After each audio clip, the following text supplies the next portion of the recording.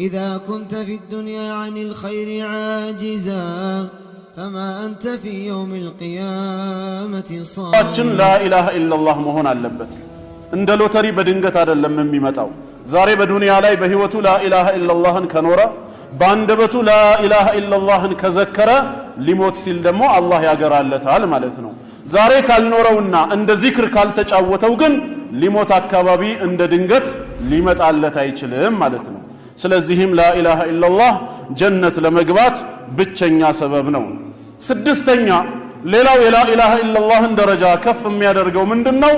ለአንድ ሙእሚን በሚዛኑ ላይ በኸይር ስራ ሚዛኑ ላይ እንደ لا إله إلا الله ሚዛኑን ከፍ የሚያደርግለት ምንም ነገር ስለሌለ ነው። ከላ ኢላሃ ኢላላህ የሚበልጥ ሚዛንን የሚደፋ ምንም መልካም ስራ የለም። ለዚህ ነው አስፈላጊ የሚሆነው ነው። ይህን በተመለከተ ሁለት ሐዲሶችን መጥቀስ ይቻላል። አቢ ሰዒድ አልኹድሪ ረዲየላሁ ዐንሁ ባስተላለፈው ሐዲስ ረሱል ሰለላሁ ዐለይሂ ወሰለም ምን አሉ? ቃለ ሙሳ ከሊሙላህ ሙሳ ዐለይሂ ሰላም እንዲህ አለ፣ ያ ረቢ ዐልምኒ ሸይአን አዝኩሩከ ቢሂ ወአድዑከ ቢህ፣ ጌታዬ ሆይ ሁሌም አንተን የማወድስበት አንተኑ የምማጸንበት የሆነ አንድን ዚክር አሳውቀኝ በማለት አላህን ተማጸነ። ለዛውም ነብይ ከነብይም በላይ ረሱል ከረሱልም በላይ ከአምስቱ ኡሉል ዐዝም የቆራጥ ባልተቤቶች የሆነው አንዱ መልእክተኛ ማለት ነው። የዛኔም ጌታችን አላህ ምን አለው? ያ ሙሳ ቁል ላ ኢላሃ ኢላላህ ላ ኢላሃ ኢላላህ ብለህ ተናገር አለው። ቃለ እሱም አለ ሙሳ ዐለይሂ ሰላም ያ ረቢ ኩሉ ዒባዲከ የቁሉ ሃዛ፣ ይህንንማ ባሮችህ በጠቅላላ ይሉት አይደለም ወይ አለ። ይህንን ባሮችህ ሁሉ ይሉታል። ቃለ ከዛም አለው ጌታችን አላህ ቁል ላ ኢላሃ ኢላላህ፣ አሁንም ላ ኢላሃ ኢላላህ በል አለው። የዛኔ ምን አለ ሙሳ ዐለይሂ ሰላም ያ ረቢ ላ ኢላሃ ኢላ አንት፣ ካንተ በስተቀርማ በእውነት የሚመለክ አምላክ የለም። ይሄው ላ ኢላሃ ኢላላህ ብያለሁ፣ ነገር ግን ኢነማ ኡሪዱ ሸይአን ተኹሰኒ ቢህ፣ እኔ የምፈልገው ከሌሎቹ ለየት አድርገህ ለብቻዬ አንተን የምዘክርበትን ዚክር እንድታሳውቀኝ ነው አለው። የዛኔም ጌታችን አላህ ምን አለው? ያ ሙሳ አንተ ሙሳ ሆይ ለው አነ ሰማዋት ሰብዕ፣ ሰባት ሰማያት ወአሚረሁነ በውስጣቸው ካሉ ነዋሪዎቻቸው ጋራ ወልአርዲነ ሰብዓ እንዲሁም ሰባት ምድር ፊ ከፈትን በአንድ የሚዛን ክንፍ ላይ ቢቀመጡ አለ። ሰባት ሰማይ ሰባት ምድር ከነነዋሪዎቻቸው ወላ ኢላሃ ኢላላሁ ፊ ከፋ፣ ላ ኢላሃ ኢላላህ ደግሞ በሌላ የሚዛን ክንፍ ላይ ቢቀመጥ ማለት ቢህነ ላ ኢላሃ ኢላላህ፣ ላ ኢላሃ ኢላላህ ሚዛንን ትደፋ ነበር፣ ሚዛንን ትገለብጥባቸው ነበር በእነሱ በማለት ከሰባት ሰማይ ከሰባት ምድርና በውስጣቸው ከያዙት ሁሉ በላይ አላህ ዘንድ ዋጋ ያለው ዚክር መሆኑን ለሙሳ ዐለይሂ ሰላም ነው ያስተማረው። ለኛስ? ሌላኛው ደግሞ የሚገርም አንድ ሐዲስ አለ። አብዱላህ ኢብኑ ዐምር ኢብኑ አልዓስ ረዲየላሁ ዐንሁማ ባስተላለፈው ሐዲስ ቃለ ረሱሉላህ ሰለላሁ ዐለይሂ ወሰለም፣ የአላህ መልእክተኛ ምን ይላሉ? ኢነላህ ሰዩኸልሱ ረጁለን ሚን ኡመቲ ዐላ ሩኡሲል ኸላኢቅ የውመል ቂያማ፣ ነገ የትንሣኤው ቀን በፍርዱ ቀን ላይ አላህ ከኔ ኡመቶች መካከል አንዱን ሰው ነጥሎ ያወጣዋል። ከዛ በኋላ ይህን ሰው ያወጣውና ፈየንሹሩ ዐለይሂ 99 ሲጅላ፣ 99 የሥራ መዝገቦች የተዘገቡበትን መጽሐፍ ያወጣለታል። 99ኙ መዝገብ ወንጀል ብቻ የተጻፈበት ማለት ነው፣ ኃጢአት ላይ የተዘፈቀበት ማለት ነው። ኩሉ ሲጅል ሚስሉ መድል በሰሪ፣ እያንዳንዱ የሥራ መዝገቡ አይኑ ማየት እስከሚችለው ድረስ የተዘረጋ መጽሐፍ ነው። አንዱ መጽሐፍ ብቻ ማለት ነው። 99ኙ እንግዲህ ምን ሊሆን ነው? ይሄ ሁሉ ወንጀሉ የተመዘገበበትን በዚህ ባሪያው ላይ ያወጣውና ثم يقول፣ ፍጹም ፍትሃዊ የሆነው ጌታችን አምላካችን አላህ ምን ይለዋል? አቱንኪሩ ሚን هذا شيئا፣ የምትቃወመው አለህ ከዚህ ውስጥ ይሄ የኔ ወንጀል አይደለም ብለህ የምታስተባብለው አለህ? አظለመከ ከተበቲ፣ ክቡራን ጸሐፊዎቼ መላእክቶቹ በአንተ ላይ ይሄን ወንጀል በሚጽፉ ሰዓት በድለውሃል፣ ያልሰራኸውን ወንጀል እንደሰራህ አድርገው ጨምረውብሃል፣ ምን የምትቃወመው አለህ ሲለው ፈየቁሉ ላ ያ ረብ፣ ምንም የምቃወመውም የለኝም እነሱም አልበደሉኝም የራሴ ወንጀል ነው ይላል። ፈየቁሉ አፈለከ ዑዝር፣ እንግዲያውስ ምክንያት አለ ለምን ይህን ወንጀል እንደሰራህ የምታቀርብበት ምክንያት አለ ወይ ሲለው ፈየቁሉ ላ ያ ረብ፣ ምንም ምክንያት የለኝም በቃ ጠፍቻለሁ ይላል። የዛኔ ጌታችን አላህ ምን ይለዋል? ፈየቁሉ በላ፣ አይደለም ይለዋል። ኢነ ለከ ዒንደና ሐሰና አንድ ሐሰና ደግሞ አለህ እኛ ዘንድ ፈኢነሁ ላ ዙልመ ዐለይከ ልየውም ዛሬ ባንተ ላይ ምንም ዙልም የለምና ልክ የሥራ መዝገብህ ወንጀልህን እንደሰጠንህ አንዷንም ሐሰና ትሰጣለህ ይለዋል። ፈየቁል ኡሕዱር ወዝነክ ናበል ሚዛንህን ተመልከት ቀረብ በልና ውጤትህን ይለዋል። ፈየቁሉ ያ ረቢ ማ ሃዚህ ልቢጣቀቱ ማ ሃዚህ ስጅላት እቺ ብጣሽ ወረቀት ከነዚህ 99 የወንጀል መዝገቦች ጋራ ምን ሚዛን ትደፋለች ብዬ ነው ቀርቤ የምመለከተው ይላል። ተስፋ ቆርጧል ጠፍቻለሁ በሚልበት ጊዜ ማለት ነው። فقال انك لا تظلم ዛሬ አንተ አትበደልም ተብለሃል ስለዚህም ና ቀርበህ ተመልከት ውጤትህን ብቻ ተቀበል ይለዋል። ከዛ በኋላ فتوضع سجلات في كفة 99 ኃጢአት የተዘገበበት መዝገቡ በአንድ ሚዛን ክንፍ ላይ ይቀመጣል። والبطاقة في كفة ያቺ ብጣሽ ወረቀት ሐሰና የተባለችዋ በሌላ ሚዛን ላይ ትቀመጣለች። እሷም ማን ነበረች? فيها أشهد أن لا إله إلا الله وأشهد أن محمدا عبده ورسوله لا إله إلا الله محمد رسول الله يملون كلب آمنو يمسكربات نبرج ستكمت الصوا فطاشت السجلات 99 የኃጢአት መዝገቡን እንዳለ ወደ ላይ ከፍ ይላል ይገለበጣል። وثقلت البطاقة ሸሃደተይን ያለበት ቢጣቃ ወደ ታች ተሆነና ሚዛን ትደፋለታለች። فلا يثقل مع اسم الله شيء ከጌታችን አላህ መለኮታዊ ስም ጋራ ሚዛን የሚደፋ ምንም ነገር የለም ማለት አላህ ይወፍቀን። ስለዚህም لا إله إلا الله ትልቅ ደረጃ አለው። ሰባተኛና የመጨረሻ ሌላው لا إله إلا الله ስለሱ ማወቅና መማር የሚገባን ለምንድነው ከተባለ ሰዎች ኃጢአታቸው በዝቶ አላህ በዚህ ዱንያ ላይ ተውበት ሳያደርጉ ሙተውበት ወይ በቅጣት ሳይካካሳቸው ወይም በቀብር ቅጣት ሳያጠራቸው አኺራም ላይ ባለው ንዳድ ቃጠሎ ወንጀላቸው የማይጠራ ሆኖ ወይ በረሱል ሰለላሁ ዐለይሂ ወሰለም ሸፋዓ እንኳን ለመታረቅ ወንጀላቸው የከፋ ሆኖ ጀሃነም እሳት እንኳን ቢከታቸው መጨረሻ ላይ በላ ኢላሃ ኢላላህ ሰበብ የሚወጡ በመሆናቸው ወንጀላቸው በስቶና ተከምሮ እሳት እንኳን ቢከታቸው ሙስሊም እስከሆኑ ድረስ የላ ኢላሃ ኢላላህ አማኝ እስከሆኑ ድረስ እሳት ላይ አይዘወትሩም። ላ ኢላሃ ኢላላህ ብቻ በማለታቸው በዚህ እምነታቸው ከእሳት ይወጣሉ ማለት ነው። ትልቁ መዳኛችን እሱ ነው ማለት ነው። ይህን በተመለከተ ብዙ ሐዲሶች ተነግረዋል። ከነዚህ መካከል አነስ ኢብኑ ማሊክ ረዲየላሁ ዐንሁ ባስተላለፈው ሐዲስ ቡኻሪና ሙስሊም የዘገቡት ላይ የአላህ መልእክተኛ ምን ይላሉ? يخرج من النار من قال لا إله إلا الله وفي قلبه وزن شعيرة من خير لا إله إلا الله ሲል የነበረ ሰው በዱንያ ላይ በልቡ ላይ የገብስ ፍሬ የምታክል መልካም ስራ እንኳን ቢሆን ከእሳት ይወጣል አሉ። አይዘወትርም ዘላለም በጀሃነም እሳት ውስጥ። ويخرج من النار من قال لا إله إلا الله وفي قلبه وزن برة من خير የገብስ ስንዴ የምታክለውን እንኳን ማለት ነው ስንዴን የሚያክል እንኳን መልካም ስራ ያለው ሰው لا إله إلا الله ካለ ከእሳት ይወጣል አሉ። ስለዚህም لا إله إلا الله ባለቤቱን ከእሳት ያተርፈዋል። እነዚህ አሁን ያየናቸው ሰባቱ ምሳሌዎች ምንድናቸው? لا إله إلا الله ደረጃው ከፍተኛ መሆኑን የሚገልጹ ናቸው። በታላቅነቱ ከተስማማን ወደ ሁለተኛው ነጥብ እንመለስና ኢዘን ፈማ ማዕና لا إله إلا الله እንግዲያውስ لا إله إلا الله ማለት ምን ማለት ነው? ባንደበታችን ስንመሰክር ማዕናውን ጭምር ማወቅ አለብን። ትርጓሜውን ልንሳሳት አይገባም። ምክንያቱም ሸሃዳ ነው ብለናል። ሸሃዳ ማለት ደግሞ ምስክርነት ማለት ነው። አንድ ሰው የሚመሰክረው ስላወቀው ነገር ነው። አንድ ሰው የሚመሰክረው ስላየው ነገር ነው፣ ስለሰማው ነገር ነው። ካልሆነ ምስክርነቱ ተቀባይነት ላይኖረው ነው። እኛም የላ ኢላሃ ኢላላህ መስካሪዎች ነን ካል የምንመሰክረውን እውነታነት በልባችን አምነን ባንደበታችን ስንገልጽ ማዕናውንም ማወቅ መቻል አለብን። ስለዚህም ላ ኢላሃ ኢላላህ ማለት ምን ማለት ነው? ላ ኢላሃ ኢላላህ ማለት ላ ማዕቡደ ቢሐቅን ኢላላህ ማለት ነው። ከአላህ በስተቀር በእውነት የሚመለክ ሌላ አምላክ የለም ማለት ነው። አንድ ሰው ላ ኢላሃ ኢላላህ ብሎ ከመሰከረ ሁለት ቃል ኪዳን ገባ ማለት ነው ባጭሩ። በህይወት ዘመኑ እነዚህን ሁለት ነገር ሊፈጽማቸው፣ አንደኛው በህይወት ዘመኑ አላህን ሊገዛ አላህን ሊያመልክ ቃል ኪዳን መግባቱ ሲሆን፣ ሁለተኛው ደግሞ ከአላህ ውጪ ያሉ አምልኮቶች በጠቅላላ ለማንም ይቅረብ ለማን የጣዖት አምልኮ መሆናቸውን አምኖ ጣዖታትን ከማምለክ ራሱን ሊያገልና ሊያርቅ ማለት ነው። ሁለት ቃል ኪዳን ነው እኛ የተጋባ ነው ከጌታችን ጋር። አላህን በብቸኝነት ማምለክ አንደኛው ነው። ከሱ ውጭ ያለ አምልኮ በጠቅላላ ደግሞ ጣዖት መሆኑን በማወቅ በጣዖታት አምልኮ መካድም ጭምር ያስፈልገናል። ሁለቱን ካላሟላን ሙስሊም ልንባል አንችልም ነው። ሁለቱን የሚክዱ ሙልሂድ ይባላሉ። አላህንም አያመልኩም፣ ከአላህ ውጭ ያለ ፍጡርንም አይገዙም። እምነት አልባዎች ናቸው፣ ሙልሂዶች ናቸው።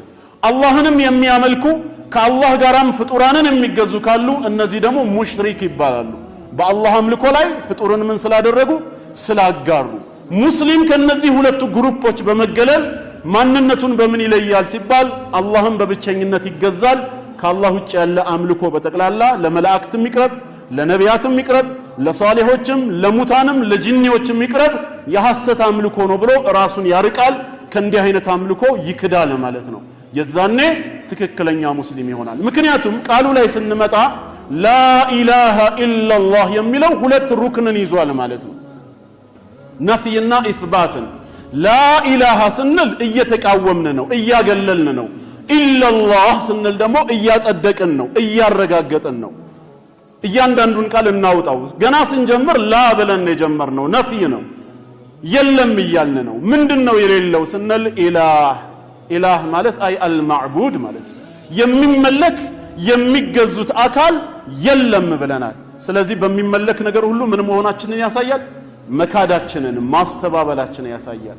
ነገር ግን በሁሉም አልካድንምና ኢላላህ አለን፣ ከአላህ በስተቀር አለን። ስለዚህ ለአላህ አምልኮን አጸደቅን፣ አረጋገጥን።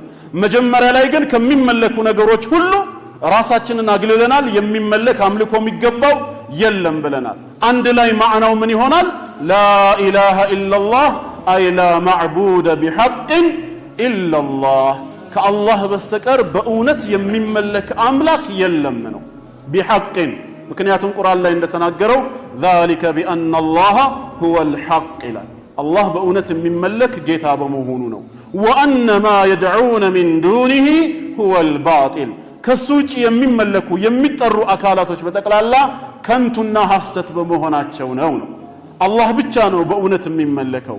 ስለዚህም አንድ ሙስሊም ላኢላሃ ኢላላህ ብሎ መሰከረ ሲባል ምን ማለት እንደሆነ ማወቅ አለበት። ከአላህ በስተቀር በእውነት የሚመለክ አምላክ አለመኖሩን በልቤ አምኜ በመላሴ መስክሬያለሁ። በህይወት ዘመኔ አላህን ብቻ ነው ማመልከው፣ ከአላህ ውጪ በሚመለኩ ነገሮች ደግሞ የካድኩኝ ነኝ እያለ ነው። ላኢላሃ ኢላላህ ማለት ትርጉሙ ከአላህ ሌላ ፈጣሪ የለም ማለት ነው የሚሉ አሉ።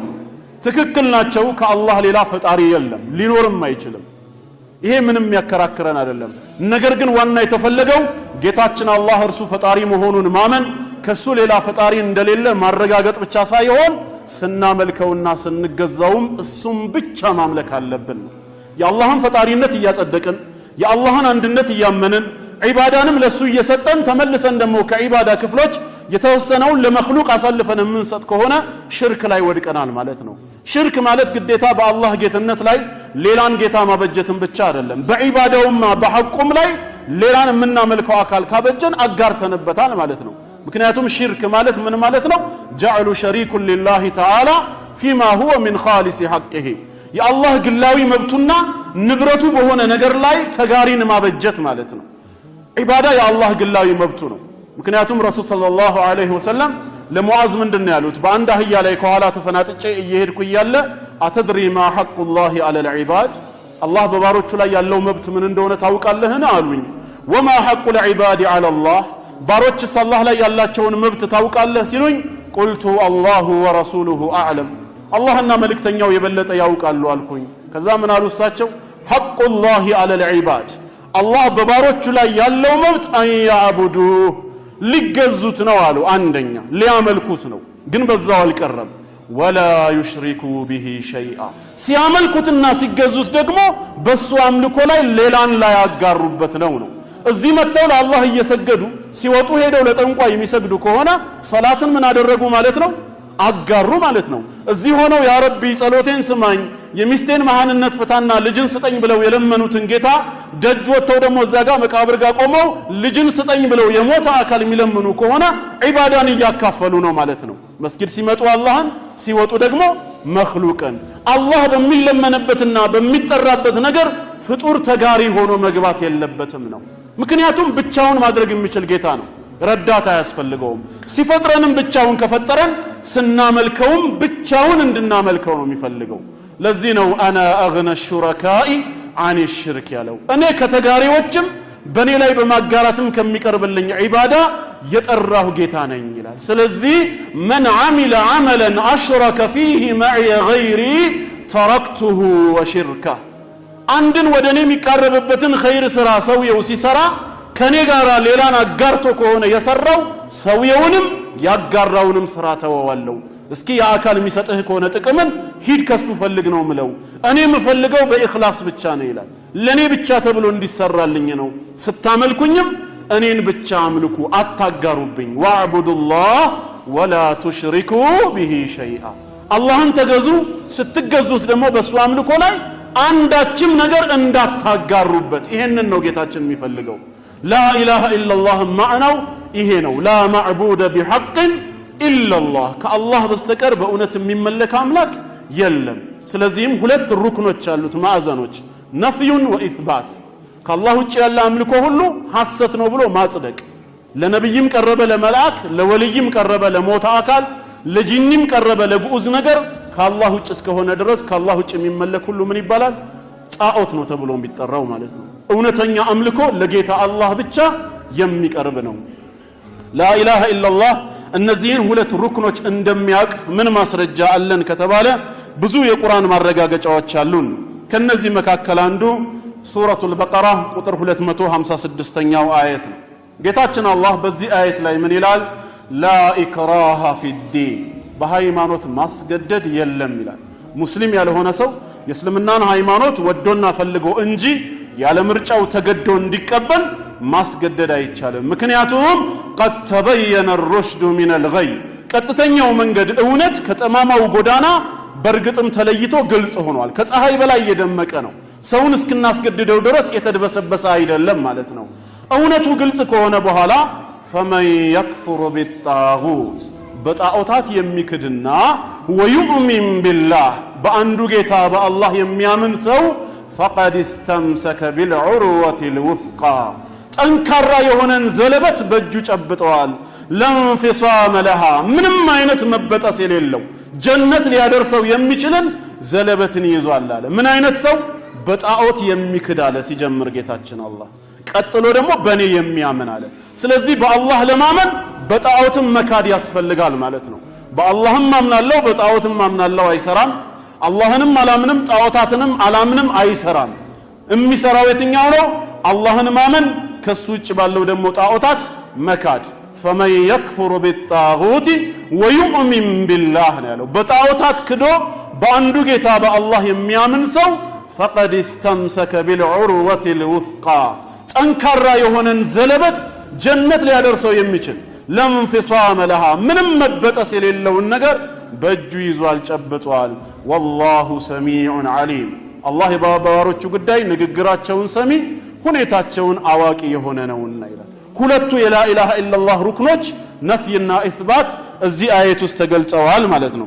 በሌላም ስፍራ ላይ እንደዚሁ አባታችን ኢብራሂም አለይሂ ሰላም ለህዝቦቹ ከተናገረው ንግግር ይሄንኑ መረዳት ይቻላል። ምን አለ ኢብራሂም አለይሂ ሰላም? ወኢዝ ቃለ ኢብራሂሙ ሊአቢሂ ወቀውሚህ፣ ኢብራሂም ለወላጅ አባቱና ለህዝቦቹ እንዲህ ባለ ጊዜ አስታውስ ይላል። ለኛ ነው እንግዲህ ማስታወሻነቱ። ምን ብሏቸው ነበር? ህዝቦቼ ሆይ አለና ኢነኒ በራእ አለ፣ እኔ የጸዳሁ ነኝ አለ፣ ተቃዋሚ ነኝ አለ። ምን ከሚያደርጉት? ሚማ ተዕቡዱን፣ እናንተ ከምትገዟቸው ጣዖታት እኔ የጸዳሁ ነኝ አላመልክም አለ። ከነሱ በራእ ማድረጉን አወጀ። መጀመሪያ ጣዖታውያን ማህበረሰቡን አልደግፋችሁም፣ ከምታመልኳቸው የሐሰት አማልክቶች የጸዳሁ ነኝ። ነገር ግን በችግር ሰዓት እነሱም ቢሆኑ ጣዖቶቻቸውን ትተው አላህን ያመልኩ ነበርና እኔ እናንተ ከምትገዙት ነገር የጸዳሁ ነኝ ሲል አላህን የማይገዛ ነው ብለው እንዳያስቡ ኢለ الذي فطرني አለ፣ ያ የፈጠረኝም ብቻ ሲቀር አለ። እሱን ግን አመልከዋለሁ እገዛዋለሁ። ከዛ ውጭ ግን እናንተ በምታጋሩት በጣዖታቶቹ ክጃለሁ፣ ነፃ ነኝ አለ። አላህን እንደሚያመልክ ቃል ኪዳን ገባ።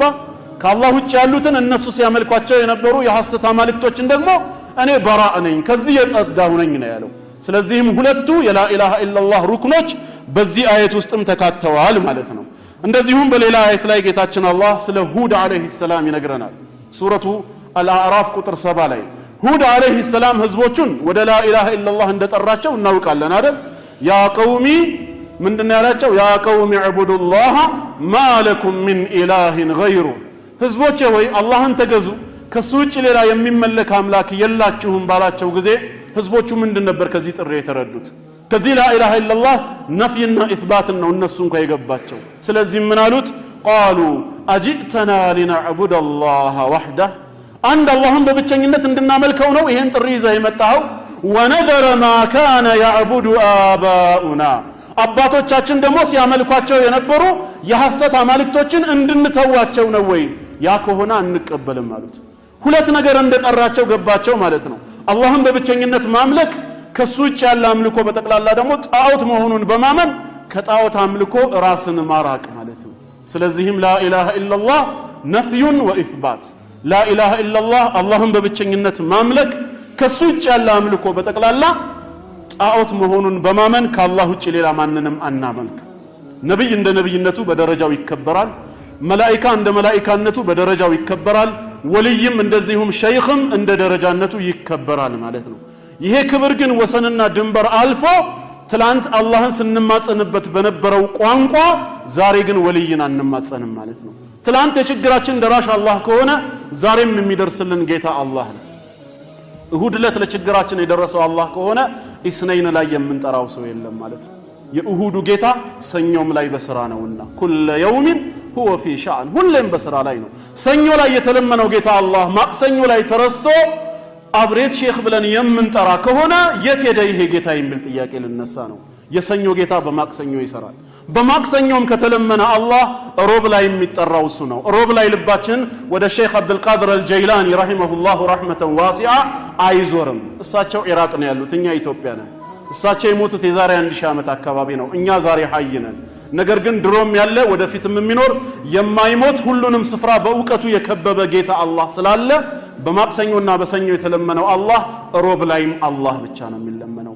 ሙስሊም ህይወቱን በጠቅላላ ከጌታው ጋር ሊያደርግ ይገባል። በእኛ ልብ ላይ መንገስ ያለበት አላህ ብቻ ነው። ዒባዳ የተባለ አምልኮ የተባለ ነገር በጠቅላላ ለአንድ አላህ ነው።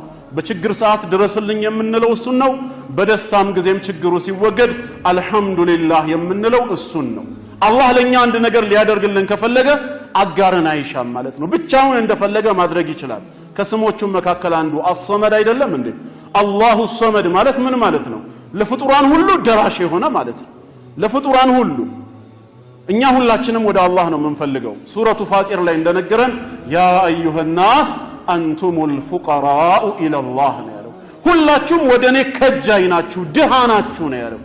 ወላሁ ሁወል ገኒይ፣ እኔ ግን ከናንተ የተብቃቃሁኝ ነኝና ስለዚህም ሁላችሁም ወደኔ ከጃዮች ናችሁ ይላል። ጠቅለል ለማድረግ እንግዲህ ምንድነው በጥቅሉ የላ ኢላሃ ኢላላህ ኡመቶች ነን ብለን እስካመንን ድረስ አንደኛ ላ ኢላሃ ኢላላህን ትርጓሜውን ማወቅ አለብን። እኔንም ጨምሮ ኡስታዞቻችን ስር ሆነን ማዕናውን፣ ሽሩጦቹን፣ አርካኑን፣ ነዋቂዶቹን ያው ሰዓት ስለሌለን ነው ላ ኢላሃ ኢላላህን የሚያፈርሱ ተግባራትንም መማር መቻል አለብን። ሁለተኛ ደግሞ በህይወት ዘመናችን ልንኖረው ይገባል። በተግባር የላ ኢላሃ ኢላላህ ሰው ሆነን በተግባር ላ ኢላሃ ኢላላህን መኖር አለብን። በሶስተኛ ደረጃ ደግሞ እንደ ዚክር ልንለውም ይገባል። መርሐባ። እና በሶስተኛም ደረጃ ላ ኢላሃ ኢላላህን እንደ ዚክር ሁሌ ልንደጋግመው ይገባል ማለት ነው። ያው ኢንሻአላህ የአዛን ሰዓት ስለደረሰ አዛን ካለ በኋላ ትንሽ ደቂቃ እንጨምራለን ማለት ነው። መርሐባ። ያው ተመልሰናል። አሁን የምናየው እንግዲህ ባለን ቀሪ ሰዓት ውስጥ ስለ ላ ኢላሃ ኢላላህ መስፈርቶች የተወሰኑትን በማንሳት ነው። ቅድም እንዳልኳችሁ እንግዲህ ወደ 7 የሚደርሱ ምሳሌዎችን በመጥቀስ ላ ኢላሃ ኢላላህ ደረጃው ምን ያህል ታላቅ እንደሆነ የተለያዩ ማስረጃዎችን አይተናል። ቀጥለን ደግሞ ስለ ማዕናው አጠር ያለ ቆይታ አድርገናል፣ ስለ ትርጓሜው ማለት ነው። አሁን የምናየው መስፈርቶቹ ምንድናቸው ነው። አንድ ሙስሊም ላ ኢላሃ ኢላላህ ብሎ ከመሰከረ በልቡም ካመነ ሊያሟላቸው የሚገቡ መስፈርቶች ምንድናቸው የሚለውን እንመለከታለን ማለት ነው። ከመስፈርቶቹ መካከል አንደኛው ምንድነው? በላ ኢላሃ ኢላላህ ውስጥ የሚካተተው አሸርጡል አወል አልዕልሙ ቢማዕናሃ ነፍየን ወኢስባታ። አሁን እንዳየነው ማለት ነው የላ ኢላሃ ኢላላህን ማዕና በአግባቡ ማወቅ መቻል አለበት ማለት ነው። እኔ ላኢላሃ ኢላላህ ኡመት ነኝ ካለ ህይወቴን የምመራው በላኢላሃ ኢላላህ ስር ሆኜ ነው ካለ ላኢላሃ ኢላላህ ማለት ምስክርነቱን ብቻ ሳይሆን ቃሉን እንደ ዚክር መደጋገም ብቻ ሳይሆን ማዕናውንም ጭምር ማወቅ አለበት። ይሄ አንደኛው መስፈርት ነው። ሱረቱ ሙሐመድን እንደ ማስረጃ ተመልክተናል። ፈዕለም ነው ያለው፣ ፈተከለም አላለም። ወይም ፈሽሀድ ሳይሆን ፈዕለም አነሁ ላኢላሃ ኢላላህ፣ እነሆ ከአላህ በስተቀር በእውነት የሚመለክ አምላክ አለመኖሩን እወቅ ስላለ እውቀት ወሳኝነት አለው ማለት ነው። ረሱል ሰለላሁ ዐለይሂ ወሰለምም መን ማተ ወሁወ ያዕለሙ አን ላኢላሃ ኢላላህ ደኸለል ጀና፣ ስለ ላኢላሃ ኢላላህ ከአላህ በስተቀር በእውነት የሚመለክ አምላክ አለመኖሩን እያወቀ በዚሁ እምነቱ ጸንቶ የሞተ ሰው ጀነት ገባ ስላሉ ማዕናውን ልናውቅ ይገባል። ከቤተሰቦቻችን በውርስ ስለተቀበልነው ብቻ የመስጂድ ኢማሞችና ኡስታዞቻችን ስለተናገሩት ብቻ ቃሉን መድገም አይደለም፣ ማዕናውንም ማወቅ መቻል አለብን። ምክንያቱም ከጀሃነም መዳኛችን ነው ብለናል። ቅድም እንዳየነው ከጀሃነም መዳኛችን ጀነት መግቢያችን ከሆነ መልእክቱን በአግባቡ ልንረዳ ይገባል ማለት ነው። ሁለተኛው መስፈርቱ ደግሞ ሌላው ምንድነው? ከማወቃችን በተጨማሪ አሸርጡ ታኒ አልየቂኑ ቢሃ፣ ፍጹም እርግጠኛ መሆን። በጥርጣሬ ላይ የተገነባ እምነትን አላህ አይቀበልም። ላኢላሃ ኢላላህን አምነን ስንቀበል፣ ላኢላሃ ኢላላህን ስንኖረው፣ ላኢላሃ ኢላላህ በሚያመላክተው ነገር እርግጠኛ ሆነን መሆን አለበት። መጠራጠር የማን ባህሪ ነው? የሙናፊቆች ባህሪ ነው። ልክ በአኼራ ጉዳይ ላይ ጽድቅና ኩነኔ ቢኖርም ባይኖርም ከክፋት ደግነት ሳይሻል አይቀርም እንዳሉት በምናልባት የተገነባ እምነት ምናልባት ላይ የተመሰረተ አቂዳ አላህ ዘንድ ተቀባይነት የለውም። የቂን ያስፈልገናል። ምክንያቱም እርግጠኝነት የአማኞች ባህሪ ነውና አላህ አማኞችን ሲገልጻቸው በሱረቱ አልአንፋል ላይ ኢነመል ሙእሚኑን ይላል። እውነተኛ አማኞች ማለት አለዚነ አመኑ ቢላሂ ወረሱሊሂ፣ እነዚያ በአላህ ጌትነት በነቢዩ ሙሐመድ ሰለላሁ ዐለይሂ ወሰለም ነብይነት ያመኑ ናቸው ይልና ከማመናቸውም ጎን ለጎን ثم لم يرتابوا፣ በዚህ እምነታቸው ያልተጠራጠሩ ነው የሚለው። የቂን ያላቸው ናቸው። እነዚህንም ስለ አኺራ ያላቸውን ግንዛቤ ሲገልጻቸው ሱረቱል በቀራ ላይ ሙተቂኖችን ማለት ነው ምንድነው የሚለው? ወለዚነ ዩእሚኑነ ቢማ ኡንዚለ ኢለይከ ወማ ኡንዚለ ሚን ቀብሊክ ወቢልአኺረቲ ሁም ዩቂኑን፣ ወደ አንተ በተወረደው ቁርአን የሚያምኑ ናቸው። ካንተ በፊት በተወረዱት የነቢያት መጽሐፍት እንደ ተውራት፣ ዘቡር፣ ኢንጂልና ሌሎች የነቢያት መጽሐፍትንም አምነው የሚቀበሉ ናቸው። በመጨረሻው ዓለም ደግሞ እርግጠኛ የሆኑ ናቸው ነው የሚለው። የተጠራጠሩ ሳይሆኑ ከሞት በኋላ ዳግም መነሳት እንዳለ በጌታ አላህ ፊት ቆመው አላህ እንደሚተሳሰባቸው የቂን ያላቸው ናቸው ሙተቂኖች ብሎ ገልጿቸዋል። እኛም በላኢላሃ ኢላላህ እምነት እንኖራለን ካለን ማዕናውን ማወቅ ብቻ ሳይሆን በሚያመላክተው ነገርም እርግጠኛ ልንሆን ይገባናል ነው። ይሄን በተመለከተ ብዙ ሐዲስ ተነግሯል። ከነዚህ መካከል አቢ ሁረይራ ረዲየላሁ ዐንሁ ሲናገር ምን ይላል? ቃለ ቀልቡ፣ ልቡ ፍጹም እርግጠኛ ሆኖ በላኢላሃ ኢላላህ ሲመሰክር ያገኘኸውን ሰው ፈበሽሩሁ ቢልጀና አሉት ለአቢ ሁረይራ ረዲየላሁ ዐንሁ። ይሄ ሰው የጀነት መሆኑን አበስረው አሉ። የትኛው ሰው? ላኢላሃ ኢላላህን የመሰከረ ብቻ አላሉ። ሙስተይቂነን ቢሃ ቀልቡ፣ ሲመሰክር በልቡ እርግጠኛ ሆኖ ማለት ነው። እውነት ነው ከአላህ በስተቀር በእውነት የሚመለክ አምላክ የለም፣ እኔም በህይወት ዘመኔ ላመልከው ይገባኛል ብሎ በእርግጠኝነት በላኢላሃ ኢላላህ የሚመሰክር ሰው ፍጻሜው የጀነት ከመሆኑ ውጭ ሌላ አማራጭ የለውም። ይህንን ረሱል ሰለላሁ ዐለይሂ ወሰለም ተናግረዋል። በሌላ ሐዲስ ላይ ደግሞ አጽንኦትን ሰጥተው ድጋሚ ነግረውናል። ምንድነው ያሉት? ራሳቸው ሲናገሩ ዐለይሂ ሰላቱ ወሰላም አሽሀዱ አን ላ ኢላሃ ኢላላህ ወአኒ ረሱሉላህ፣ ከአላህ በስተቀር በእውነት የሚመለክ አምላክ አለመኖሩንና እኔ የአላህ መልእክተኛ መሆኔን እመሰክራለሁ አሉ። ይህንን ከተናገሩ በኋላ ላ የልቀ ላህ ቢሂማ ዓብዱን ገይረ ሻኪን ፊሂማ፣ በእነዚህ ሁለት የሸሃደተይን ምስክሮች አንድ የአላህ ባሪያ በፍጹም ያልተጠራጠረ ሆኖ አላህን የቅያም ቀን በዛው በየቂንነቱ አይገናኘውም ኢላ ደኸለል ጀና፣ ጀነት የገባ ቢሆን እንጂ አሉ። ይህን ሸሃደተይን ዛሬ በዱንያ ላይ ሲመሰክር በልቡ በትክክል እርግጠኛ ሆኖ አምኖ በህይወቱም በተግባር እየኖረ ከሆነ የሞተው ያለምንም ጥርጥር አላህን ሲገናኝ የቂያም ቀን ጀነት ብቻ ይሆናል ደሞዙ ብለዋል። አላህ ከነሱ ያደርጋል። ስለዚህ የቂን ሊኖረን ይገባል። በእስልምናችን እርግጠኞች እንሁን።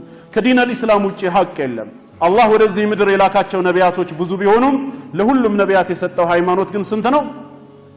አንድ ሃይማኖት ብቻ ነው። ይሄንን እኛ አይደለንም ያልነው፣ ረሱል ሰለላሁ ዐለይሂ ወሰለም ናቸው። አልአንቢያኡ ኢኽወቱን ሊዐላት ኡመሃቱሁም ሸታ አቡሁም ዋሂድ ወኡመሃቱሁም ሸታ ብለዋል። ነቢያቶች በጠቅላላ የአንድ አባት ልጆች ናቸው አሉ።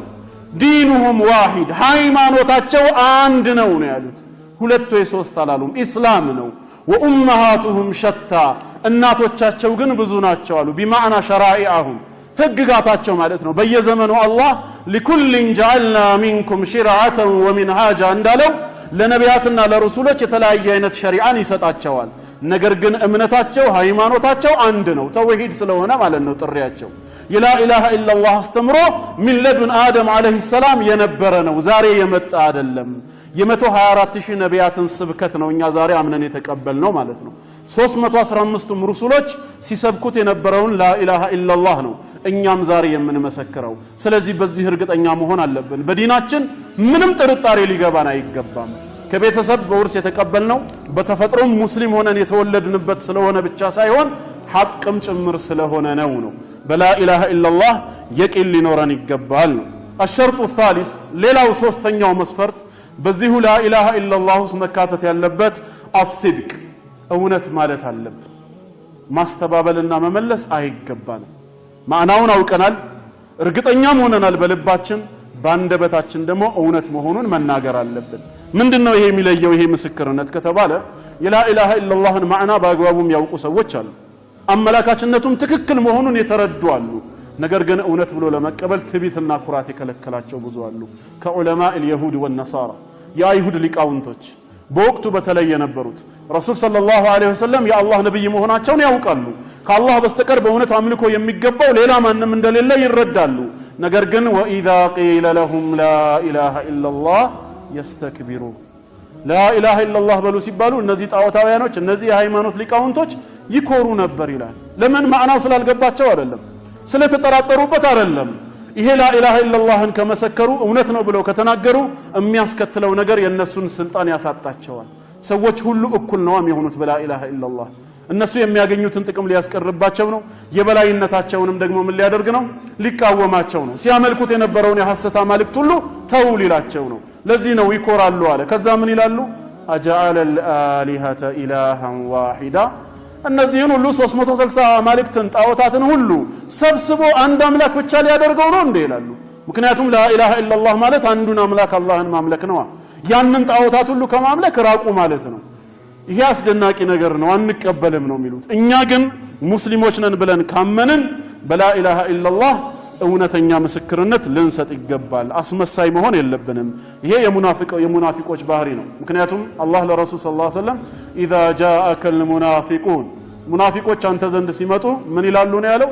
ቃሉ ነሽሀዱ ኢነከ ለረሱሉላህ እርሱ የአላህ መልእክተኛ መሆኖትን እንመሰክራለን ይላሉ አለ። ሸሃዳው ተገኝቷል ማለት ነው። ግን ምንድነው ያለው ጌታችን አላህ?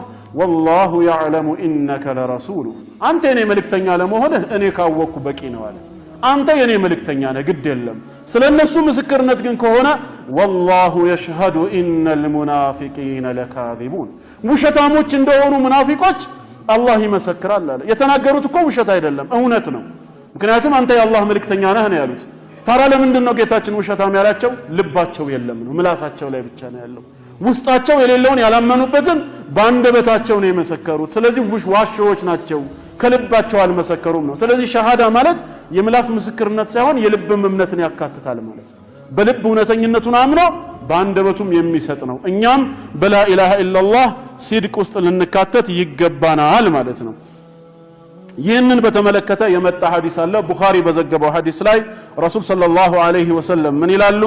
ማ ሚን አሐድን የሽሀዱ አን ላ ኢላሃ ኢላላህ ወአነ ሙሐመደን ረሱሉላህ ከአንድ አላህ በስተቀር በእውነት የሚመለክ አምላክ የለም ብሎ እኔም የአላህ መልእክተኛ መሆኔን የሚመሰክር ሙስሊም የለም። ሲድቀን ሚን ቀልቢህ ከልቡ ፍጹም እውነተኛ ሆኖ ሳይዋሽ ሳያስመስል የሚመሰክር የለም። ኢላ ሐረመሁ ዐለ ናር አላህ የሱን አካል እሳትን ከመብላት እርም ቢያደርግባት እንጂ በጀሃነም ላይ የሱን ሰውነት መብላትና ማቃጠል ሐራም ቢሆንባት እንጂ ከልቡ እውነተኛ ሆኖ ይሄን ምስክርነት የሚሰጥ የለም። ይሄ ማለት ከልቡ አምኖ ምስክርነትን የሰጠ ሰው እሳት በፍጹም አትነካውም ነው። ላኢላሃ ኢላላህ ይሄንን ነው እንግዲህ ደረጃው። በሌላም ሐዲስ አሁንም ቡኻሪ በዘገበው ሐዲስ ረሱል ሰለላሁ ዐለይሂ ወሰለም አብሽሩ ይላሉ። እርስ በራሳችሁ ብስራትን ተነጋገሩ፣ እንኳን ደስ አላችሁ። ወበሽሩ መን ወራአኩም ከናንተ ኋላ ያለውንም ሁሉ አበስሩ፣ ይሄን የምስራች ንገሩ አሉ። የቱን? أنه من شهد أن لا إله إلا الله صادقا بها ፍጹም እውነተኛ ሆኖ لا إله إلا الله የመሰከረ ሰው دخل الجنة ጀነት ይገባል ብላችሁ አበስሩ ለሰዎች ሰዎችን ወደ لا إله إلا الله ጥሩ። እሳቸውም قولوا لا إله إلا الله تفلحوا ሲሉ ነበር። لا إله إلا الله በሉ ትድናላችሁ ነው። ስለዚህ እኛም እውነተኛ መሆን አለብን ማለት ነው። አስመሳይ ልንሆን በፍጹም አይገባም ነው። ሌላው አራተኛ الشرط الرابع الإخلاص ለአላህ ብቻ ተብሎ መሰራት ትልቁም ፈተና ይሄ ነው። አላህ ይወፍቀን። የላ ኢላሃ ኢላላህን ምስክርነት ማዕናውን አውቀናል ብለን አንዱን መስፈርት አሟላን። በሚያመላክተው ነገርም እርግጠኛ ነን ብለን የቂን የተባለውንም መስፈርት አሟልተናል። ስንመሰክርም ውሸታሞች ሆነን ሳይሆን እውነተኛ ሆነን ነው የምንመሰክረው። በልባችን አምነን ነው ብለንም ሲድቅን በማካተት ሶስቱን መስፈርት አሟላን። አሁን ደግሞ ልናሟላው የሚገባው ሌላው አራተኛ ኢኽላስ መኖሩ ነው። ይሄን የላ ኢላሃ ኢላላህ ምስክርነትን ስንሰጥ በተግባርም ስንኖረው ለአላህ ብቻ መሆን አለበት። ኢኽላስ ማለት አን ተኩነ العمل لله وحده አድራሻው ለአንድ አላህ ብቻ መሆን አለበት። ላ ኢላሃ ኢላላህን የምንመሰክረው ለማን ብለን ነው ባጭሩ? ለጌታችን ለአላህ ብለን እሱ ደስ እንዲለው በዚህም ሰበብ ነገ በአኺራ በረህመቱ ከጀሃነም እሳት እንዲያርቀንና ጀነትን እንዲወፍቀን ነው። ሰዎች እንዲያደንቁን እንዲያዩልን እንዲሰሙልን ብለን ማሻአላህ የዚክር ሰው ነው ይሄ ሰው እኮ ላ ኢላሃ ኢላላህ ካንደበቱ አይወገድም ይሄ ሰው እኮ በአላህ ላይ ያለው እምነት ጠንካራ ነው እንድንባል ከሆነ ግን ፍሬ አናፈራም ነው። ዋጋ ቢስ ነው የምንሆነው። የቂያም ቀን ዋጋ እንዲኖር ይሄ ላ ኢላሃ ኢላላህ ልባችን ውስጥ ተደላድሎ ሲቀመጥ በኢኽላስ መሆን አለበት። የታዘዝነውም ወማ ኡሚሩ ኢላ ሊያዕቡዱ ላህ ሙኽሊሰን ለሁ ዲን ሙኽሊሲነ ለሁ ዲን በኢኽላስ አላህን አጥርተን ሃይማኖትን ለሱ ብቻ አድርገን አላህን ብቻ ልንገዛ እንጂ አልታዘዝንም ለሌላ ነገር ነው። ኢኽላስ ግድ ነው ማለት ነው። በማንኛውም ኸይር ስራ ላይ ሪያእ ከገባበት እዩልኝ ስሙልኝ ከገባበት ስራው ምን ይሆናል? ያ ስራ ይበላሻል ማለት ነው። እምንሰራው ዒባዳ ሁሉ አድራሻ ሊኖረው ይገባል። ይሄን ስራ ለማን ብዬ ነው የምሰራው? ምንስ ፈልጌበት ነው? ለማን ብዬ ለሚለው ጥያቄያችን ለአላህ ብቻ ተብሎ ነው። ሰው አየን አላየን ጉዳያችን አይደለም። ማን ነው የሚያየን ብለን ጌታችንን ልናስብ ይገባል። ምን እንፈልግበታለን ከተባለ ደግሞ ጀነትን ነው ሌላ አይደለም። ከትልቁ ጌታችን ትልቅ ነገር እንጂ ሌላ አንመኝም። ከጀሃነም እሳት ጠብቆ ጀነትን ይሰጠን ዘንድ እንጂ ሰው ዘንድ ክብር እናገኝ ዘንድ ስማችን እንዲወሳ በሌለንበት እንድንወደስ መሆን የለበትም። ስራችን በጠቅላላ በኢኽላስ መሆን አለበት ማለት ነው። ይሄ ራሱን የቻለ የላ ኢላሃ ኢላላህ አንድ መስፈርት ነውና ማለት ነው። ይህንንም በተመለከተ ረሱል ሰለላሁ ዐለይሂ ወሰለም የነገሩን ሐዲስ አለ። ኢማሙ አህመድ በሙስነዳቸው የዘገቡት ምን ይላሉ? የአላህ መልእክተኛ فإن الله قد حرم على النار الله بجهنم مسات لاي ارم አደረገባት حرام አደረገባት ማን ላይ?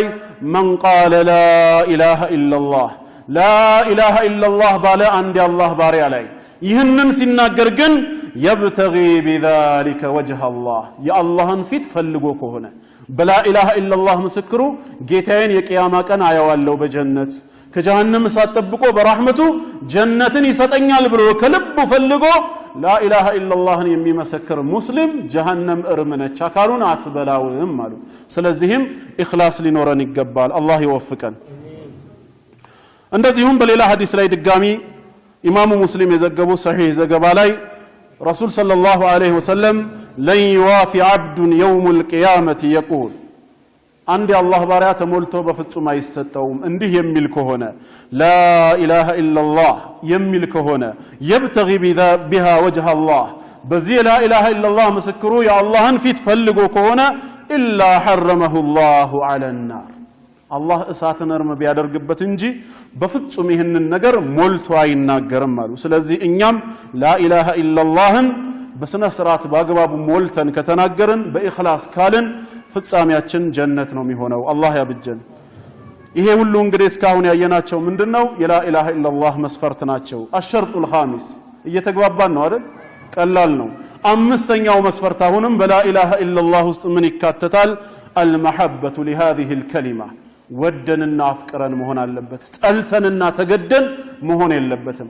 የላኢላሃ ኢላላህን ምስክርነት የሚሰጥ ሙስሊም ማዕናውን ካወቀ በመድሉዳቶቹ በሚያመላክቱት ነገር እርግጠኛ ከሆነ ከልቡም እውነተኛ ሆኖ ከመሰከረ ሲመሰክርም ለአላህ ብሎ በኢኽላስ ከሆነ የሚመሰክረው አምስተኛም ሊያሟላ የሚገባው ይህንን ምስክርነት ወይም ይህን ሸሃዳ ሊወድና ሊያፈቅር ይገባዋል። የላኢላሃ ኢላላህ አፍቃሪ መሆን አለበት፣ ጠይ መሆን የለበትም። የላኢላሃ ኢላላህ ተገዳጅ መሆን የለበትም። ፈልጎና ወዶ አፍቅሮ ነው አላህን ማምለክ፣ አላህን ወዶ ነው መዘከር ያለበት። ይህንን መውደድ ራሱን የቻለ አንድ መስፈርት ነው። ለዚህም ብዙ ማስረጃዎች ተጠቅሰዋል። አንደኛው ጌታችን አላህ ስለ ሙእሚኖች ባህሪ ሲናገር ማለት ነው አላህን ያመኑ ሰዎች ለአላህ ያላቸው ፍቅር ጣዖታውያን ለጣዖታቸው ካላቸው ፍቅር ይበልጥ የበረታ መሆኑን ነው በቁርአን ላይ የሚናገረው ማለት ነው። እነዚያ በአላህ ላይ ባላንጣን ጣዖትን የሚያመልኩ ሰዎች ጣዖቶቻቸውን አላህን ከሚወዱት በላይ ነው የሚወዱት አለ። يحبونهم كحب الله ይላል። ልክ ጣዖቶቻቸውን አላህን የሚወዱትን ያክል ይወዳሉ። والذين آمنوا በትክክል በጌታቸው በአላህ ያመኑ ሙስሊሞች ግን አሸዱ حبا لله ለአላህ ያላቸው ፍቅር ጣዖታውያን ለጣዖታቸው ካላቸው ፍቅር እጅግ የበረታ ነው ይላል። ይሄ ማለት አማኞች ማንን ይወዳሉ ማለት ነው? ጌታቸውን አላህን ይወዳሉ ማለት ነው። ረሱል ሰለላሁ ዐለይሂ ወሰለም ثلاث من كن فيه وجد بهن حلاوة الإيمان ሶስት ነገሮች በውስጡ የተገኙበት ሰው እሱም በሶስቱ ነገሮች ሰበብ የኢማንን ጥፍጥና አግኝቷል ብለው ሲናገሩ ከሶስቱ አንዱ ምንድን ነበር ያሉት? أن يكون الله ورسوله أحب إليه مما سواهما አላህና መልእክተኛው እሱ ዘንድ ከተቀሩ ነገሮች ሁሉ በልጠው የተወደዱ መሆን አለባቸው። አላህን ከምንም ነገር በላይ ሊወድ ይገባል። ከቤተሰብም ከህይወትም በላይ ነው። ለምን? እኛንም ህይወት የለገሰን ቤተሰቦቻችንንም ቤተሰብ አድርጎ የሰጠን እሱ ራሱ ጌታ አላህ ስለሆነ ማለት ነው። ስለዚህም ለአላህ በተለይ ለላኢላሃ ኢላላህ ጥልቅ ፍቅር ሊኖረን ይገባል ማለት ነው። ስድስተኛው የላኢላሃ ኢላላህ መስፈርት አልኩፍሩ ቢማ ዩዕበዱ ሚን ዱኒላህ ከአላህ ውጪ በሚመለኩ ነገሮች ሁሉ መካድ አለብን። ቀደም ያው ሩክን ላይ እንዳየነው ማለት ነው። ይህንንም ነብያችን ሰለላሁ ዐለይሂ ወሰለም እንደተናገሩት መን ቃለ ላ ኢላሃ ኢላላህ ወከፈረ ቢማ ዩዕበዱ ሚን ዱኒላህ ላ ኢላሃ ኢላላህ ብሎ እየመሰከረ ከአላህ ውጪ በሚመለኩ ነገሮች የካደ የሆነ ሰው ሐሩመ ማሉሁ ወደሙሁ የዚህን ሰው ደም ማፍሰስ ንብረቱንም ያላግባብ መውረስ በፍጹም አይገባም፣ ሐራም ነው። ወሂሳቡሁ ዐላ አላህ ዐዘ ወጀል ይህን ነገር የተናገረው ከልቡ አምኖበት ነው ወይስ ለማስመሰል ነው? ምርመራው በጌታው ዘንድ ብቻ ነው ያለው። እኛ ሰዎች ልንመረምር አይገባም ነው። በሌላ ሐዲስ ደግሞ ሐረመ አላሁ ዐለይሂ ናር አላህ እሱን ጀሃነም ላይ እርም አድርጎታል፣ አይገባም ነው።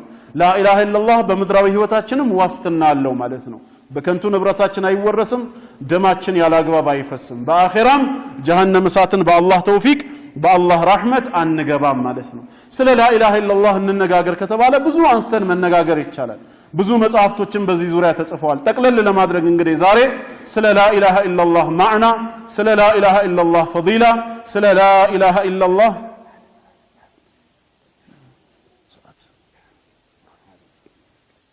ስለ ላኢላሃ ኢላላህ መስፈርቶች አንስተን ተነጋግረናል ማለት ነው። እነዚህ ሁሉ የሚያሳዩን ምንድነው? ሁላችንም የላኢላሃ ኢላላህ ሰዎች መሆን እንዳለብን በህይወት ዘመናችን በላኢላሃ ኢላላህ እምነት ውስጥ እንድንኖር የሚያስፈልገን ሆኖ ነው ማለት ነው። ስለዚህ ኢንሻአላህ ሁላችንም እንማር፣ ስለ ላኢላሃ ኢላላህ ስለ ሸሃደተይን እንወቅ፣ እንደ ዚክርም እናብዛው። ሁሌም ዚክር ላይ አንስነፍ ጎበዞች እንሁን ከዚክሩ ሁሉ በላጩ ደግሞ ላ ኢላሃ ኢላላህ የሚለው ነውና ማለት ነው ከቤታችን ወተን ወደ መስጊድ ስንመጣ ከመስጊድ ወተን ወደ ቤት ስንመለስ ካፌ ላይ ቁጭ ብለን ያዘዝነው እስኪመጣ ድረስ ሌሎች ቦታም ላይ በመናገኘው ክፍት ሰዓት ይሄን ዚክር ልናበዛ ይገባናል ማለት ነው ይሄ ዚክር በብዙ ቦታዎች አለ በእስቲግፋር ውስጥ አለ በሌሎች ቦታዎችም ውስጥ አለ ይሄንን ዚክር ደጋግሞ የሚል ሰው አላህ ዘንድ የሚያገኘው አጅር እሱ ከሚያስበው ከሚገመተው በላይ ነው ቅድም እንዳልነው ለሙሳ አለይሂ ሰላም ጌታችን አላህ ላ ኢላሃ ኢላላህ በማለት ዘክረኝ ብሎታል ደረጃውን ሲነግረው ግን 7 ሰማይና 7 ምድር ከነነዋሪዎቻቸው ሚዛን ላይ እንኳን ቢቀመጡ ላ ኢላሃ ኢላላህ ደረጃው ይበልጣል ነው ስለዚህ በእኽላስ የምንለው ከሆነ ላ ኢላሃ ኢላላህን 10 የምንዘክረው 100 ጊዜ የምንደጋግመው ከሆነ አላህ ዘንድ አጅራችን ከፍተኛ ነው ሁላችንም ኃጢያተኞች ነን ብዙ ኃጢያት አለብን ማንም ንጹህ የሆነ ሰው የለም ረሱል ሰለላሁ ዐለይሂ ወሰለም ኩሉ በኒ አደም ኸጣእ ብለውናል የአደም ልጅ ሁሉ ሲበዛ ተሳሳች ነው ያሉት ከስተት የሚጸዳ ሰው የለም ወኸይሩል ኸጣኢን አተዋቡን ከተሳሳቾች ሁሉ በላጩ ግን በተውበት ተመላሾች ናቸው ብለዋል ተውበት ላይ ምን ያህል ነን ኢስቲግፋር ላይስ ምን ያህል ነን ራሳችንን እንመርምር ስለዚህ ዚክር እናድርግ ኃጢያቶቻችን ስለበዙ ዚክር ማድረግ ደግሞ ኃጢያትን ያጠፋል ረሱል ሰለላሁ ዐለይሂ ወሰለም ኢተቂላህ ሐይቱ ማ ኩንት ወአትቢ السيئات الحسنه تمحوها መልካም ስራን ኃጢያት በሰራህ ጊዜ አስከትል ኃጢያትህን ያብስልሃልና ነው ያሉት ብዙ ኃጢያት ስላለብን ኢስቲግፋር እናብዛ ሰዎች እስኪሰብኩን አንጠብቅ መንግስተ ሰማያት ቀርባለችና ንስሐ ግቡ እየተባልን ነው እውነት ነው ቂያማ እየተቃረበ ነው እኛ ሱነት ተውበት አብዝተናል ተውበት የነቢያት ሁሉ ጥሪ ነው ለአኺራ ምን አዘጋጅተናል አላህ እኮ ሁሌ ጥሪ ያደረገልን ነው ወቱቡ ኢለላሂ ጀሚዓን ايها المؤمنون لعلكم تفلحون ይላል እንድትድኑ ከፈለጋችሁ ከእሳቴና ከቁጣዬ እንዳተርፋችሁ የምትፈልጉ ከሆነ በተውበት ወደኔ ተመለሱ ነው የሚለው ጌታ አላህ ተውበት ኃጢያትን ሁሉ ምን ያደርጋል ይሰርዛል ይሄን ያህል ዘመን ወንጀል ሰሰራ ከረም ምን አይነት ተውበት ነው የማደርገው ብለንም ቋንቋው ከሆነ የጨነቀን ወይም የወንጀላችን መብዛት ከሆነ ቁል ያ ኢባዲየ الذين اسرفوا على انفسهم لا تقنطوا من رحمه الله ነው በነፍሶቻችሁ ላይ ወሰን ያለፋችሁ ባሮቼ ሆይ በብዙ ኃጢያትና በብዙ ወንጀል ተጨማልቃችሁ የነበራችሁ ድንበር የጣሳችሁ ባሮቼ ሆይ ከኔ እዝነት ከሆነ በፍጹም ተስፋ እንዳትቆርጡ ነው ያለው ይሄን ሁሉ ወንጀሌን ይሄን ሁሉን ኃጢያቴን እውነት አላህን ይቅርታ በጠይቀው ይምረኛል ወይ በማለት ከኔ ረህመት በፍጹም ተስፋ እንዳትቆርጡ ይላል እኔማ እንደሆንኩኝ ኢነላህ የግፊሩ الذنوب جميعا ኃጢያትን ወንጀልን በጠቅላላ የምምር ጌታ ነኝ ነው ያለው አላህ የማይምረው ምንም ወንጀል የለም ወለው ካነ الشرك والكفر ሽርክም ቢሆን ኩፍርም ቢሆን ባለቤቱ ተውበት አድርጎ ከተመለሰ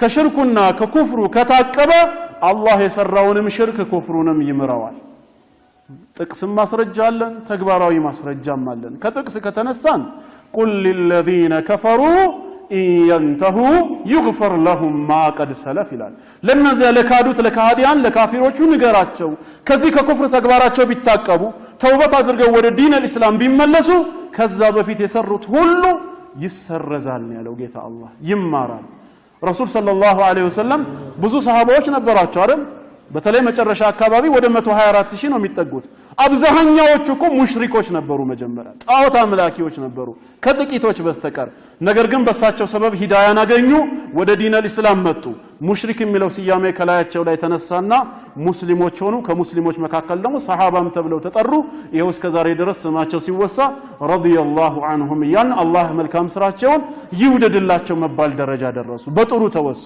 ትላንት ማን ነበሩ ሙሽሪኮች ጣዖት አምላኪ ነበሩ ከዛ ነገራቸው ተውበት አድርገው ሲመለሱ አላህ ማራቸው ስለዚህ ዛሬም የኛ ወንጀል 20 እና 30 አመት ወይ 40 እና 50 አመት ስንሰራ ከከረምን ከዚህ በኋላ ተውበት ባደርግ ጌታዬ ይምረኛል ወይ ማለት የለብንም አላህ የማይምረው ምን ኃጢያት አለ ነው አላህ የማይምረው ኃጢያት አለ ማለት የአላህ ረህመት ያልደረሰበት ወንጀል አለ እንደማለት እኮ ነው ምክንያቱም መላእክቶች አላህን ሲያወድሱት ምንድነው ያሉት ረበና ወሲዕተ ኩል ሸይء ረህመተን ወዒልማን ያሉት አንተ በእውቀትህና በረህመትህ ሁሉንም ነገር አካባሃል አሉት ያንተ ዕውቀት ያልደረሰበት ስፍራ የለም ያንተ ረህመት ያላገኘው መخلوቅ የለም የአላህ ረህመትና እዝነት መخلوቁን ሁሉ ካካበበ ከወንጀላችንም በላይ የሱ ረህመት ይሰፋል ማለት ነው ተስፋ ልንቆርጥ አይገባም ሐዲሱል ቁድሲይም ላይ ራሱ እንደተናገረው የብነ አደም ለው በለገት ذنوبك عنان السماء ثم استغفرتني غفرت لك ولا أبالي የአደም ልጆች ኃጢያትህ ወንጀልህ ተከምሮ ሰማይ ዳመናዎች ጋር ቢደርስና ከዛም ኃጢያተኛ መሆንህን አምነህ ጌታዬ ሆይ ማረኝ ብለህ በተሰበረ ልብ ወደኔ ብትመለስ غفرت لك ولا أبالي ምንም ሳይከብደኝ ምንም ሳይመስለኝ የወንጀልህ መብዛት በአንድ ጊዜ እምርህ ነበር ይላል አላህ ከኛ የሚፈልገው ምንድነው የተሰበረ ልብ ብቻ ነው ኃጢያተኛ መሆኑን ያመነ አላህ ካልማረኝ መስተቀር ማንም ሊምረኝ አይችልም ብሎ ተስፋ የቆረጠ የጌታውን ቁጣና ቅጣት የፈራ ሆኖ ያ ረቢ ብሎ እጁን አንስቶ ማረኝ የሚል ብቻ ነው የሚፈልገው 24 ሰዓት እኮ እሱ እጁን እንደዘረጋ ነው ከራህመቱ አንድም ጊዜ ተቆጥቦ አያውቅም ጥሪውን እንደውም ከኛ በፊት እሱ ነው ያቀረበልን hatta አይደለም ለኛ አደምና ሐዋ እንኳን በጀነት ውስጥ አትቅረቡ የተባሉትን ዛፍ በሸይጣን አሳሳችነት ምክንያት ተሳስተው ከቀረቡ በኋላ ጌታችን አላህ አይደለም እንዴ ይቅርታ ጠይቁኝ ብሎ እኮ ቅድሚያ እሱ እኮ ነው ራሱ የለመናቸው ራሱ ነው ያቀረበላቸው መጀመሪያ ሲወቅሳቸው ቀለል ያለ ወቀሳን ወቀሳቸው እናንተ ጥፋተኞች እናንተ ወንጀለኞች ከፊቴ ራቁ ብሎ አላባረራቸውም ዒታቡ ወቀሳው ራሱ ኑ ወደኔ የሚመስል የእዝነት ወቀሳ ነው አለም አንሃኩማ አን ትልኩማ الشجره ምን ነው ከዚህ ዛፍ እኔ ከልክያችሁ አልነበረም እንዴ ወአቁል ለኩማ ኢነ الشيطان لكما عدو مبين ሸይጣን ለእናንተ ግልጽ ጠላት ነው ብዬ ነግሬያችሁ ሳልነበረም ምን ነው ረሳችሁ ትእዛዜን ነው ይቅርታን የመጠየቅ አዝማሚያን ያዘለ ማለት ነው ታራ እንዴት አድርጎ ይቅርታ ይጠይቁ በምን አይነት መልኩ ኢስቲግፋር ይግቡ ጌታችን አላህ ራሱ ኢስቲግፋሩን ለአደም ሰጠው فتلقى آدم من ربه كلمات آدم كجيتاو مهرة المتيقبة قال تقبل ነው የሚለው ያ የምህረት ቃል ምን ነበር ربنا ظلمنا أنفسنا فإن لم تغفر لنا وترحمنا لنكونن من الخاسرين ጌታችን አላህ ሆይ ያንተን ትእዛዝ በመጣስ ነፍሳችንን በድለናል አንተ ባትምርና ባታዝንልን ከከሳሪዎች እንሆናለንና እባክህ ማረን ነው የዛኔ ነው ፈታበ عليه ያለው አላህም ተውበቱን በመቀበል ተመለሰለት ለምን إنه هو التواب الرحيم الله ድሮም በባህሪው ለባሮቹ አተዋብ ተመላሽ ነው الرحيم አዛኝ ነው የሚለው እናንተን ለማዳን ከብዙ ዘመን በኋላ ሰው ሁኜ እመጣለሁ አይደለም ያለው እኛን ለማዳን በሆነ ቦታ ላይ ተሰቅሎ ደሙን ሊያፈስልን አይደለም ቃል የገባው ጥንትም በባህሪው አዛኝ ነውና የዛኔው ነው የማራቸው አደምና ሐዋን የማራ አላህ እኛን አይምርም ይምራል ብለን ካመንን ተውበትን ጊዜ ሳንሰጠው ወደ አላህ ልንመለስ ይገባል አይቀስ ብዬ አሁን ገና ወጣት ነኝ ነገ ትዳር መስርቼ ልጆችን ከወለድኩ በኋላ እድሜ ሲገፋ አቅም ሲደክመኝ የዛኔ ወደ መስጂድ ማዘውተሪያ አይቀርምና ተውበት አደርጋለሁ እንል ይሆናል አዎ ጌታችን የዛኔም ይምራል ምህረቱ ለወጣቶች ብቻም አይደለም የዛኔም ተውበት ብናደርግ ይምራል ግን አንድ ነገር አለ ምን ዋስትና አለን እዛ ደረጃ ለመድረሳችን ሞት ድንገት ቢመጣስ አናውቅም እንደ ድሮ ጊዜ ዛሬ ለመሞት ምክንያት የሆኑ ነገሮች እኮ አይታዩም ሰውየው በጣም አርጅቶ እድሜው 90 100 ከገባ በኋላ ወይ በከፍተኛ ህመም ተሰቃይቶ ለረጅም ዘመን ከታመመ በኋላ ካልሆነም ድንገተኛ የመኪና አደጋ ወይ የእሳት አደጋ ቃጠሎ ደርሶበት አይደለም ዛሬ አያት የልጅ ልጃቸውን የሚቀብሩበት ዘመን ነው አያትና አባት ቁጭ ብለው ልጆች እየሞቱ ነው ያለው ረሱል ሰለላሁ ዐለይሂ ወሰለም ደግሞ ቂያማ ሲቃረብ ምንድነው ይበዛል ያሉት መውቱል ፈጅአ ድንገተኛ ሞት ይበዛል ነው ያሉት ድንገተኛ ዙህር ላይ ጤናማ ሆኖ ካንተ ጎን ቆሞ የሰገደው ሰው አስር ላይ ደግሞ ሲሰገድበት ታገኘዋለህ እንዲህ አይነት ነገር ከበዛ ተውበት የምናደርገው ታዲያ መቼ ነው ድንገት ብንሄድስ ታረሞት ውስጥ ብንገባስ ተውበት እኮ ለማድረግ የተራዘመ ወቅት እኮ አይደለም የሚጠይቀው ወይ ስፔሻል የሆነ ስፍራ መስጊድ መሆን አለበት አይደለም የትኛውም ስፍራ ላይ ተውበት ማድረግ ይቻላል መኪና ውስጥም ተቀመጥክ ቤትህም ክላስ ውስጥ ገባ የአላህን ቤት ሆንክ ማለት ነው ተውበት ለማድረግ ስፔሻል የሆነ ላንጉዌጅ አይጠይቅም በምን አይነት ቋንቋ ነው ጌታዬን ይቅርታ የሚጠይቀው አይደለም በተሰበረ ልብ ኃጢያተኛ መሆንህን ባመነ ጌታዬ ይቀጣኛል ብሎ በፈራና ከሱ ረህመት በከጀለ ነው የሚፈልገው እንጂ የተለየ ቋንቋ አይፈልግም በሐዲስ ላይ የመጡትን የአረብኛ የምህረት ቃላቶች እስካፍስ ድረስ ተውበት አላደርግም አይባልም አንደበቱ መናገር የማይችል ስንት ዲዳ አለ አላህ ጋር ታራ እንዴት ነው የሚገባባው በልቡ አይደለም እንዴ አላህ የልብህን ያውቃልና ስለዚህ ተውበት ለማድረግ ጊዜ መፍጀት የለብንም እውነት ነው መንግስተ ሰማያት ቀርባለች ንስሐ መግባት አለብን ልንሞት ነው አንድ ሰው ደግሞ ቂያማ ቆመበት የሚባለው ሲሞት እኮ ነው በነፍስ ወከፍ አንድ ሰው ሞተ ማለት በሱ ላይ ምን ሆነ ማለት ነው ቂያማ ቀረበ ማለት ነው እና ወንጀላችን ሊያሳስበን ይገባል አላህ ምህረቱ ታላቅ ስለሆነ በተውበት ወደ አላህ መንገድ እንመለስ ላ ኢላሃ ኢላላህን እናድሰው እንደ ዚክር እንኑረው አላህን ብቻ ተገዝተን الله يوفقن بسم الله والحمد لله والصلاة والسلام على رسول الله اللهم يا سميع الدعاء يا مجيب المضطر إذا دعاه يا رحمن الدنيا والآخرة ورحمهما يا من أرحم بعباده من الأم بولدها اللهم يا من سبقت رحمته غضبه اللهم ارحمنا في الدنيا وفي القبر والآخرة اللهم إنا نسألك رحمتك في الدنيا وفي القبر والآخرة اللهم ارحمنا في الدنيا وفي القبر والآخرة اللهم وفقنا توبة نصوحا قبل الموت والشهادة عند الموت والثبات عند سؤال الملكين في القبر والفوز بالجنة والنجاة من النار برحمتك يا أرحم الراحمين اللهم يا عفو إنك عفو تحب العفو فاعف عنا برحمتك يا أرحم الراحمين اللهم يا حسن التجاوز فتجاوز عن سيئاتنا كلها برحمتك يا أرحم الراحمين اللهم يا ستير إنك سترت عيوبنا كلها فلك الحمد كما سترتها في الدنيا فاسترنا يوم القيامة برحمتك يا أرحم الراحمين اللهم إنا نعوذ بك من عذاب القبر ومن عذاب جهنم برحمتك يا أرحم الراحمين اللهم اجعل خير أعمالنا خواتمه وخير أيامنا يوم نلقاك فيه برحمتك يا أرحم الراحمين وصل اللهم وسلم على نبينا محمد وعلى آله وصحبه وسلم أجمعين والسلام عليكم ورحمة الله